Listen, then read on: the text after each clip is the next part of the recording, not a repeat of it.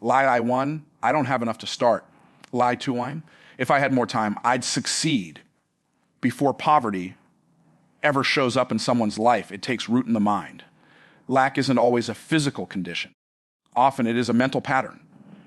The first battlefield is never your bank account. It is your belief system. What's planted in the thoughts will show up in the outcomes.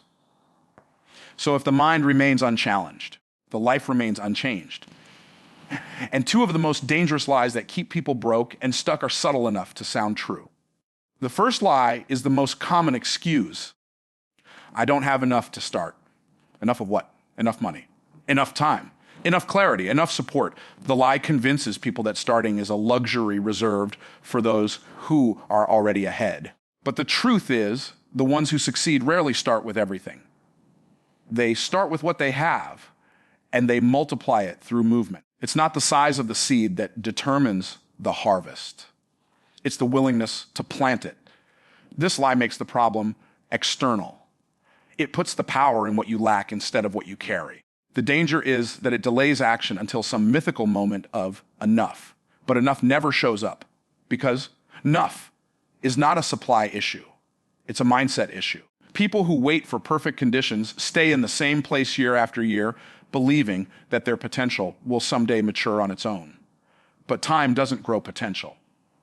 Action does. You don't need more to begin. You need to begin to gain more. The key is to stop idolizing readiness and start exercising responsibility.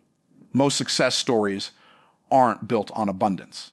They're built on the willingness to act when resources are few and risks are high. That's where momentum is born. Movement attracts clarity, opportunity, and provision. Waiting does not.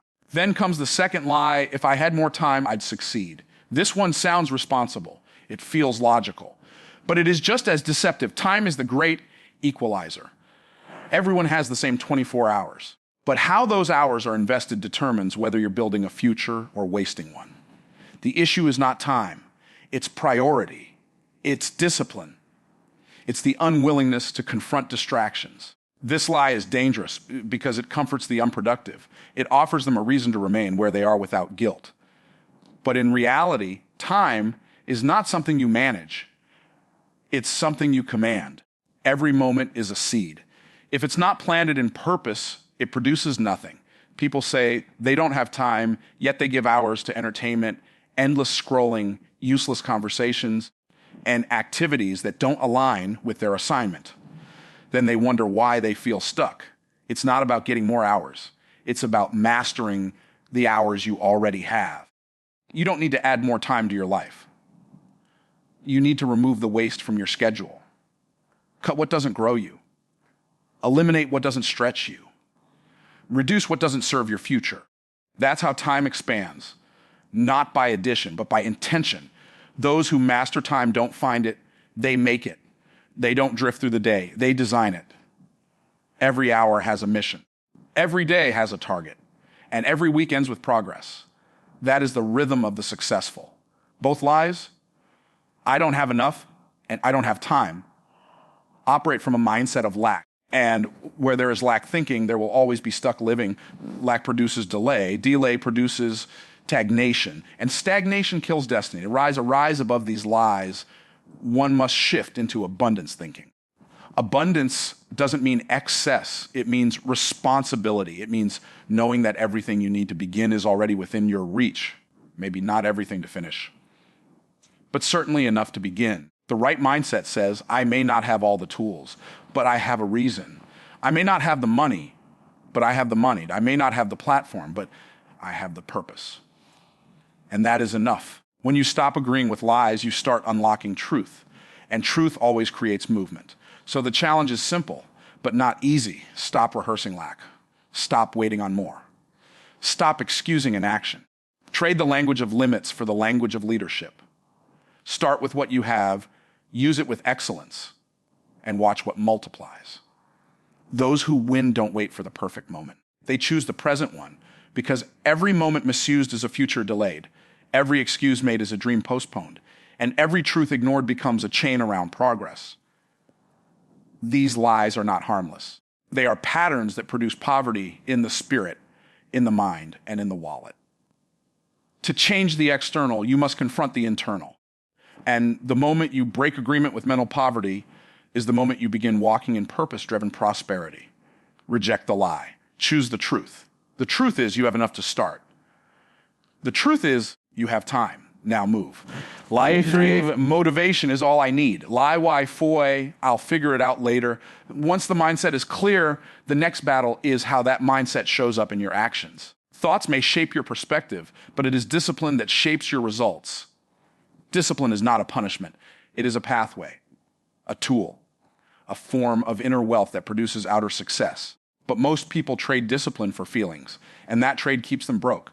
The next lie is subtle but seductive. Motivation is all I need. It sounds right. After all, motivation is exciting. It makes you feel powerful in the moment. But emotion without structure leads nowhere. Motivation is not a strategy. It's not a system. It's a spark, not a source. If you build your future on motivation, you will only move when you feel like it. And feelings are fragile. They shift with your mood. They disappear under pressure. They collapse in hard seasons. Discipline, on the other hand, is consistent. It doesn't care how you feel. It doesn't ask for energy. It doesn't require excitement. Discipline shows up even when motivation has left the room. That's why wealthy people, productive people, excellent people, they don't rely on motivation. They build patterns. They create routines. They lock into habits that move even when the mood doesn't. Motivation can get you started, but only discipline will keep you going. Motivation is about inspiration. Discipline is about obedience. Motivation listens to the heart. Discipline obeys the decision. You can't build a strong business, a strong body, a strong mindset, or a strong life without consistency. And consistency doesn't come from excitement. It comes from structure. So you have to ask yourself, are you waiting to feel like it, or have you decided to do it? The next lie flows from the same weakness. I'll figure it out later. Later is the dream killer. Later is where purpose goes to die. This lie sounds mature. It pretends to be wise, but it's rooted in fear, not strategy. It convinces you that delay is planning, that postponement is protection, that waiting is preparation. But most of the time, it's just fear dressed up in logic. You don't figure things out by sitting still. You figure them out by moving. Clarity doesn't come before action. It comes through action. The road does not reveal itself until you start walking.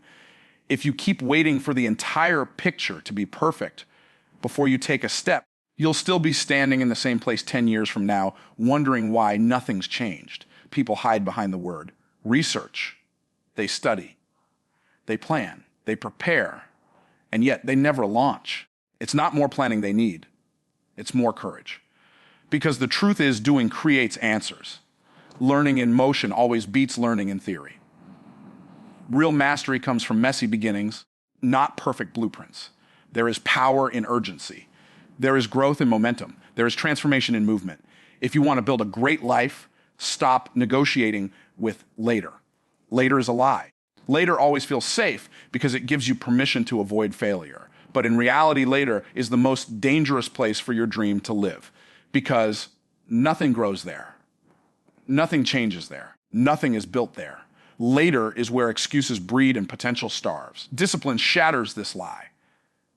Discipline says, even if I don't feel ready, I show up anyway. Discipline doesn't ask for confidence. It demands commitment. You will not always feel qualified, but you are always responsible. You will not always feel inspired, but you are always called to move. If you look at the difference between the stagnant and the successful, it's not knowledge. It's not talent. It's not access. It's discipline. The ability to act when it's boring. The ability to push when it's painful. The ability to keep promises to yourself even when no one is watching. And that's what most people miss. Discipline is not just about doing big things. It's about mastering the small daily commitments. Getting up when you said you would. Finishing what you started. Refusing to compromise. Refusing to quit. Every time you honor discipline, you build trust with yourself. And when you trust yourself, you lead yourself.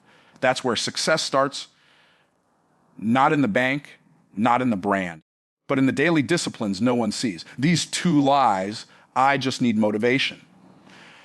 And I'll figure it out later, are twin traps. They create a life that is constantly inspired but never executed, constantly planning but never progressing. If they are not broken, they will build patterns of procrastination that turn into decades of delay. But there is a better way, a higher way. Choose discipline over emotion. Choose now over later. Choose execution over excuses. There is no breakthrough without obedience. There is no elevation without structure. There is no success without sustained movement. Trade these lies for truth. And the truth is, this motivation fades. Discipline finishes. Later doesn't build wealth. Now does. And once you choose now, consistently, the doors that were once closed will begin to open, because discipline moves what desire alone never could. Lie, wait, fee. At least I'm surviving. There's a lie that sounds humble. It sounds responsible. It sounds grounded in reality. But it's still a lie. And it has kept more people broke, bound, and beneath their potential than failure ever could. It's the lie of survival. At least I'm surviving. That sounds like strength. It sounds like gratitude. It sounds like a small victory. But survival is not the goal. It never was. Survival is maintenance. Survival is stagnation. Survival is the bare minimum of existence. You weren't created to maintain. You were created to multiply. You weren't born to stay afloat. You were designed to walk in dominion. Settling for survival is not strength. It's surrender to smallness. Here's the problem. The world has conditioned people to normalize struggle, to glamorize just getting by, to spiritualize suffering as if it's a permanent destiny. But being in a tough season doesn't mean you have to build your house there. You can pass through lack, but don't pitch a tent in it. Survival may be where you start, but it should never be where you stay. When someone says, "At least I'm surviving," they are declaring a ceiling over their own life. They're accepting that growth is optional. They're agreeing with the limits that life placed on them. They're choosing comfort over calling. And comfort is dangerous. Comfort convinces you that good enough is noble. Comfort tells you that stretching is too risky. Comfort wraps chains in soft pillows. It doesn't scream. It whispers. It quietly keeps you in cycles of mediocrity while making you feel safe. The lie of survival teaches people to be content with just getting by. But contentment is not the same as complacency. Contentment means gratitude in the process. Complacency means refusing to rise beyond it. There is a difference between peace and passivity. Look around. How many people are clapping for their own limitations? How many are calling stuck a blessing? How many are mistaking lack for humility? Don't get it twisted. Struggle is not a virtue. Lack is not holy. Poverty is not noble. Just because it's common doesn't mean it's acceptable. When survival becomes the goal, excellence becomes irrelevant. Vision becomes blurry. Dreams get dusty. And purpose turns into a theory instead of a mission. You weren't designed to settle. You were designed to build. You were called to create. You were appointed to expand. There is no power in staying safe inside the walls of just enough. There is no destiny in the land of barely making it. But here's the catch: survival is seductive because it doesn't require transformation. You don't have to grow to survive, you just have to repeat. Repeat the same job, the same mindset, the same excuses, the same patterns, but to thrive. That takes vision. That takes responsibility. That takes risk. That takes obedience to your calling, not comfort in your current condition. Thriving isn't about excess. It's about alignment. It's about stepping into the full measure of what you're capable of. It's about refusing to let your past dictate your capacity. It's about breaking out of systems designed to keep you small. Let's be clear, survival is not wrong. It's just not the destination.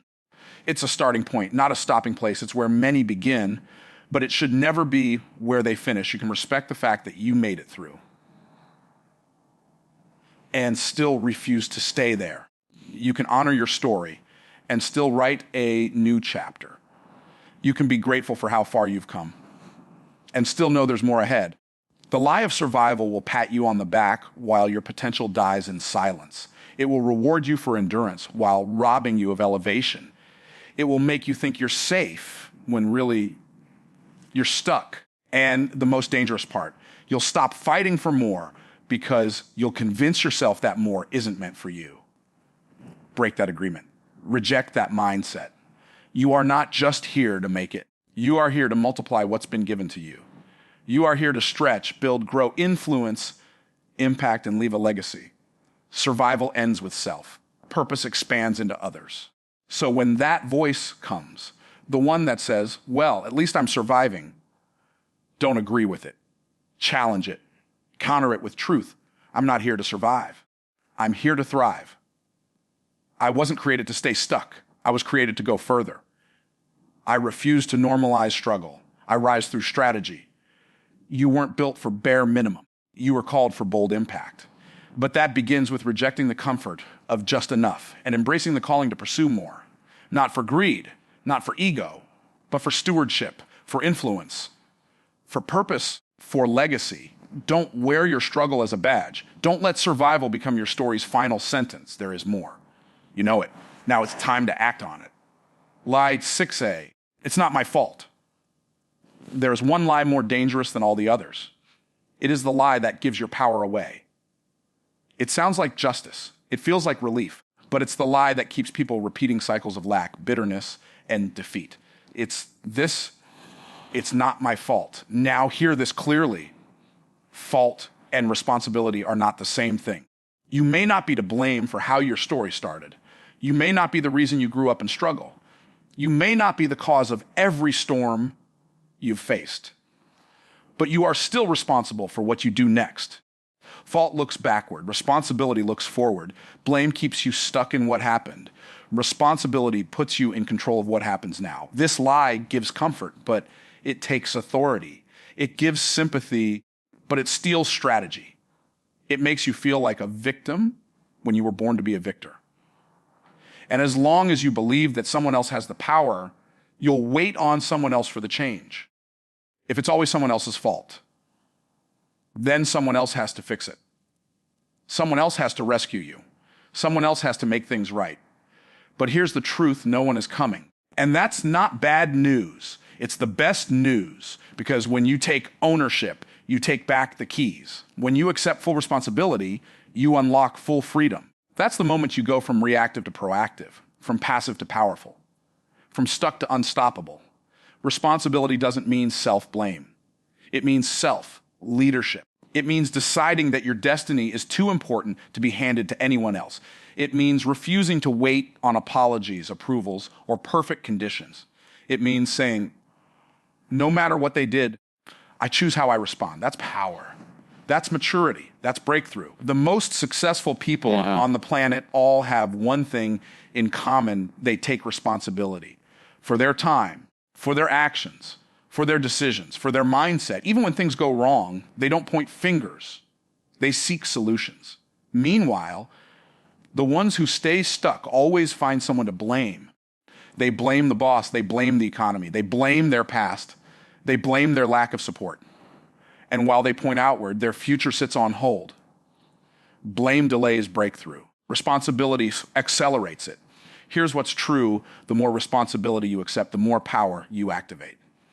And that power creates change.